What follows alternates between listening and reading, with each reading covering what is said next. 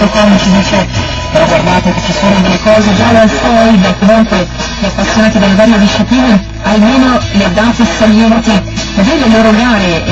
le sanno, le conoscono già, per aiutare gli altri a farsi un po' un'idea ci pensiamo anche noi in questa nuova ora insieme.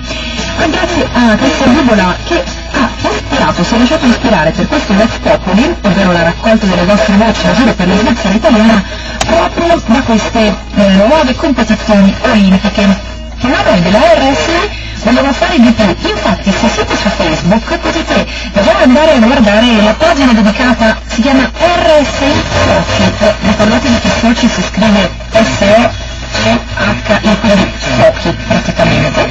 c'è proprio, se siete già su Facebook digitate RSI Soci tutto attaccato vi verrà fuori la nostra pagina con già tutta una serie di notizie, curiosità del sportivo, chiaramente, ma non solo, anche una serie di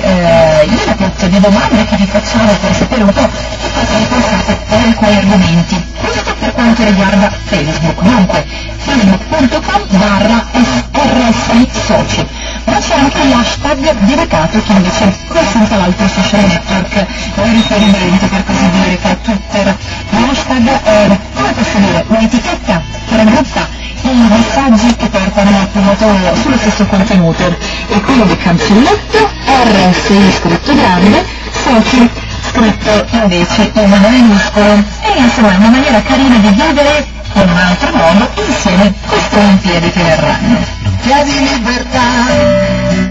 di riflessione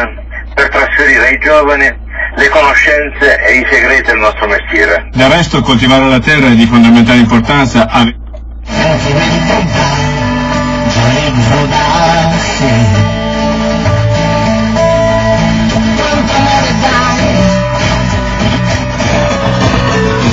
Cambio niente buono.